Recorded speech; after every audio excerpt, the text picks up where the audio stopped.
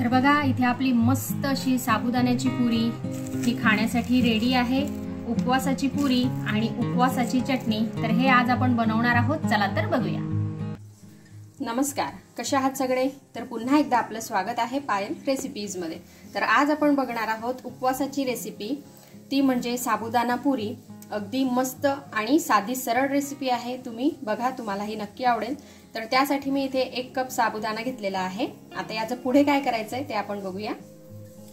तर इथे मी एक पॅन घेतलेला आहे, यामध्ये आपल्याला हा साबुदाणा टाकून घ्यायचा आहे आणि याला छान असा गरम करून घ्यायचा आहे, म्हणजे थोडासा भाजून घ्यायचा आहे, कारण आपल्याला याची फाईन पावडर तयार करायची आहे, म्हणून ही प्रोसेस करणे गरजेची आहे। आपण जर का असाच साबुदाणा बारीक केला तर तो चिवट होतो किंवा मग त्याची पाहिजे तशी पावडर तयार होत नाही। अशा प्रकारे थोडासा साबुदाणा भाजून घेतला तर त्याची छान पावडर तयार होते।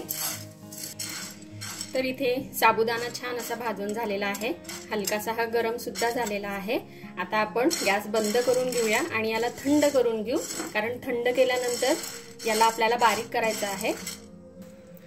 तर इथे साबुदाणा छान असा थंड झालेला आहे। आता आपण याला मिक्सरच्या भांड्यामध्ये टाकून छान असा बारीक करून घेऊ। तर इथे साबुदाणा मी छान असा बारीक करून घेतलेला आहे। आता हा जो बारीक केलेला साबुदाणा आहे हा आपल्याला एका भांड्यामध्ये काढून घ्यायचा आहे। आता इथे आपण 1 कप साबुदाणा घेतलेला होता, तर त्यासाठी मी इथे 1 कप बटाट्याचा कीस घेतलेला आहे। जेवढा आपण साबुदाणा घेणार आहोत तेवढाच आपल्याला बटाट्याचा कीस घ्यायचा आहे।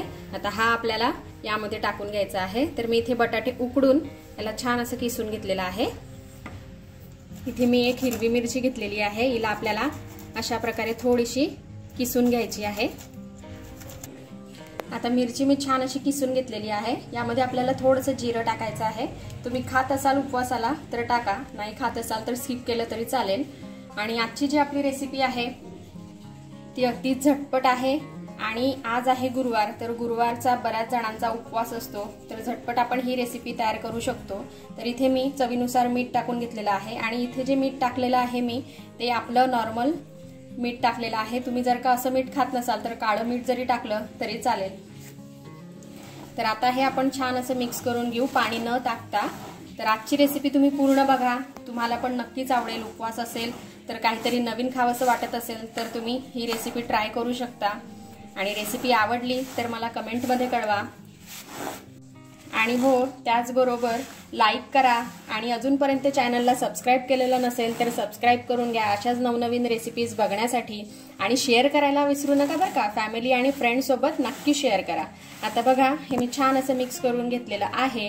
आता यामध्ये आपल्याला थोडंसं पाण्याची गरज आहे, म्हणून मी इथे आता थोडंसं पाणी टाकून घेते।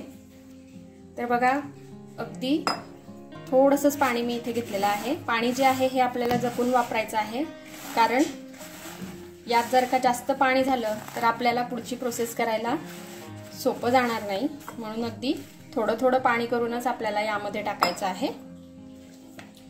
तर इथे मी हे छान असं मळून घेतलेलं आहे, याचा एक डो तयार करून घेतलेला आहे, असाच आपल्याला करायचा आहे। आता अगदी 5-7 मिनिटांसाठी आपण हे बाजूला ठेवून देऊ आणि झटपट अशी एक या सोबत खाल्ली जाणारी चटणी तयार करून घेऊ। आता इथे मी एक मिक्सरचं भांडं घेतलेलं आहे, यामध्ये आपल्याला थोडीशी कोथिंबीर टाकायची आहे। 3 ते 4 मिरच्या या मी भाजून घेतलेल्या आहेत, थोडंसं जिरं 1 चमचा। पुन्हा इथे जर का तुम्ही जिरं खात नसाल तर स्किप केलं तरी चालेल। चवीनुसार मीठ आपल्याला टाकायचं आहे, त्याचबरोबर शेंगदाणे। तर इथे शेंगदाणे मी भाजून याची साल काढून घेतलेली आहे। आता हे सर्व आपण छान असं बारीक करून घेऊ। तर बघा हे छान असं बारीक करून झालेलं आहे। चला तर मग आता पुढे काय करायचंय ते आपण बघूया।